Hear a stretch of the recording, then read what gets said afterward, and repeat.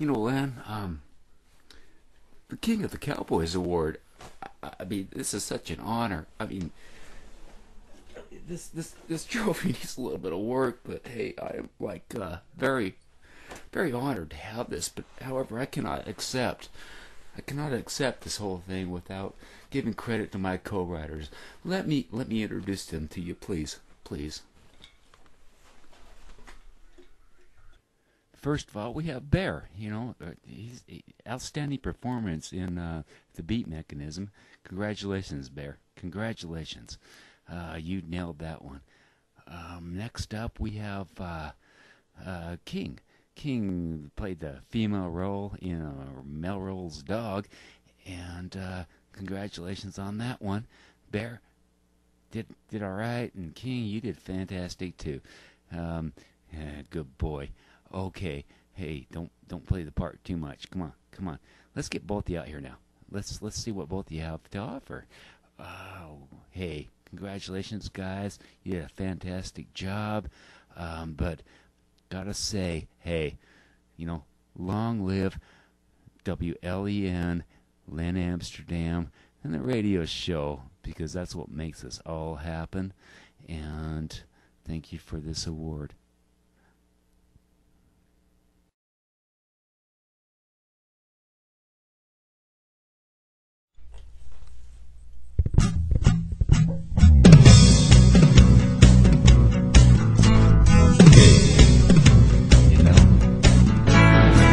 Above his bar, just yammering away. He's all pounded over, nothing brilliant to say. Just like a broken record in instant replay. His faded oily jeans were 2 sizes too big, and the gloves that he wore just didn't fit his gig. I think his drinking money is all that he can dig. The wind lit down on the shooter, go for one more trip. Fall through the window didn't hurt a bit. He closed the book on it. He is out of order, wind lit. I struck a conversation hadn't seen in years. So what the hell happened with the great career? What could have hit him so wrong as to drop him here? The hardest lead guitarist in the Nashville band, but that all ended when he lost his right hand back in the twisted wreckage. The plane couldn't land.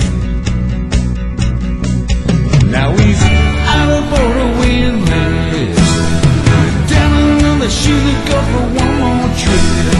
Fall through the window didn't hurt a bit. He closed the book on it.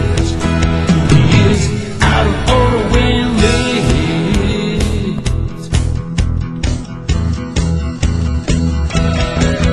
Hang on, move it back. And he said with a grin, he didn't give up on his life gave up on him.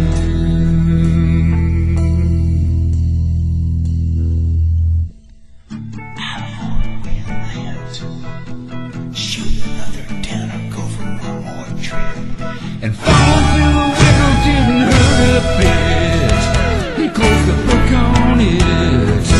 He is out of order when lit.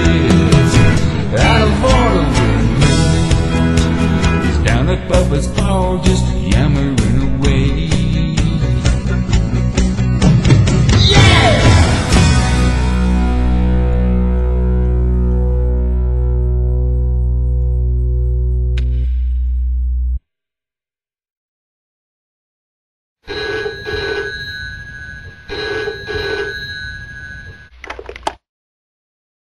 Greetings from the Great White North. You've reached Len Amsterdam. Howdy, Len. This is Scott Rose from Ogden, Utah, snowy Ogden, Utah, calling to do an exclusive interview for the Len Amsterdam radio show. Hey, Hoser. Scott, the way I've been starting things off here is we'll be asking you for a big American country yeehaw. Well, okay, Len. I'll give it my best shot. Hee-yaw, hee-yaw, hee-yaw, hee-yaw, hee-yaw!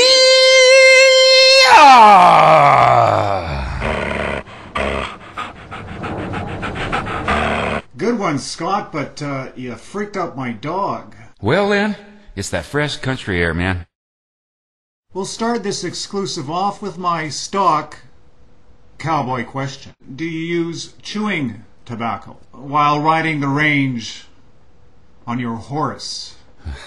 Well, actually, I have to ride my horse these days because I can't afford to put fuel in my pickup truck. As far as the chewing tobacco, yeah, I'll have a pinch or two every now and then again. Now, I heard you've been brushing up on your Canadian. Can you lay a little on us? Yeah, well, sure thing, Len. Beauty, eh? Well, anyway, I'd like to thank you for having me on your show, man. It's a real honor. It's a treat for me.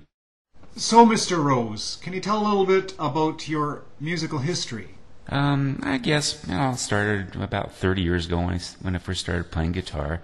My first, well, I guess nightclub, you could call it, gig was at age about 15, and I don't know, I was so naive. I remember walking in there, and it was like, I thought I was at a practice, and when Ernie, he announced that it was break time, I thought, wow, yeah, we're really actually playing? and that was back in the good old days when you could really suck and still get paid for it. I don't know, then I got serious and went to Nashville when I was 19, 18, right around there. I can't really remember for sure. Stayed there for about a good minute, 30 seconds. Man, I was so blown away by even the Motel 6 acts down there were good. Came back home to good old Utah. Just got back with the guys I was with. We played, Wyoming and Idaho and even sometimes Nevada circuits. Did that for about 15 years. And then that kind of all dried up, and I ended up just getting serious about writing. I've been mostly doing that ever since. And I even get the opportunity to submit to some publishers from time to time, and I guess there's always hope, Now, it's always a common thread when I ask this question about instrument collections, because I find stuff comes and goes. What's the deal with you? What's in your instrument collection? Instrument collection? Well, that's a little bit of a sore subject with me, actually. I used to have some really nice stuff, but that kind of walked away in a robbery a few years back. And so for now, I guess what I've got is just some generic guitars, acoustic, bass, electric. I don't know, I've got an older Instant keyboard I play on, prehistoric Simmons drum set, and I guess an 8-track recorder. That's about it for right now. The only thing they didn't get was my vintage Mesa Boogie amp. Had that thing, forever. But they didn't take that because if you ever lifted one, you'd know why. What are your thoughts on the internet? The World Wide Web, huh? Well, you know what? I think it's an awesome tool for independents to promote themselves. It's just a way to level the playing field a bit. I mean, after all, I wouldn't be here talking to you if it wasn't for this. What's important to you? Well, Len, barring the obvious ones, God and family and all that, I guess I have a passion for boating in the water. I literally live on my boat in the summertime. Actually, I call her my $200 a month apartment. That's pretty much where I stay. I write some songs there, too. Can you talk about some of your live performance experiences? Oh boy, live performance stories. Oh, I could spend hours on this one. But a couple that really stand out was, there was one time, it was back in high school actually, with the band I was with. We got the opportunity to open up for Peter Frampton. And at the time, we were so busy just practicing, getting our show down, that we weren't really thinking about what we were about to do. And then when we got to the stage and walked out on that stage and saw all those people, I have never been that terrified in my life. I mean, for about 30 seconds. It's kind of like Nashville Star. I did that last year too, and I was like scared to death. And then, but hey, man, once you got into it, you're into it, and just had a great time, man. It was a killer experience. Who are some of your musical heroes, and who's on the top of the list? Well, you got the obvious ones. I mean, anybody that put out a record, I mean, is a hero to me. You got Rush, you got Van Halen, Patsy Cline, Kenny Chesney, all of them. Probably the biggest musical hero that I have is my big brother.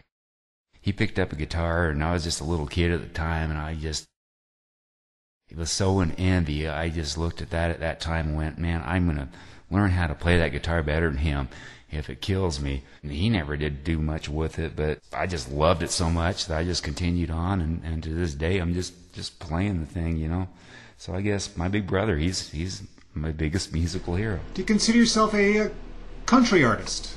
You know, Len, yeah, I do. You know, I played country music for 15 years or more or longer. I started out as a rock and roller. With what they have these days, it's almost like today's country is a little bit like yesterday's rock and roll. So I'm hoping that marriage between the two is going to work and people are going to like it.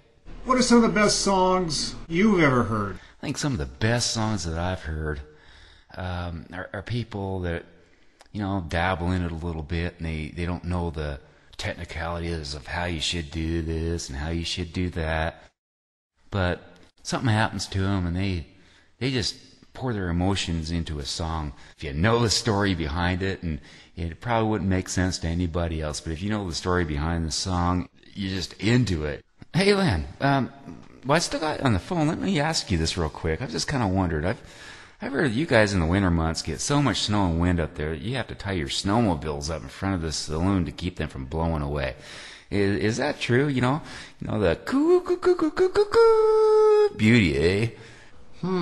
Have you considered a career in stand-up? Well, on that musical high note, it's a wrap. Scott Rose is on the top of my playlist and should be on yours too. Len Amsterdam, Canada.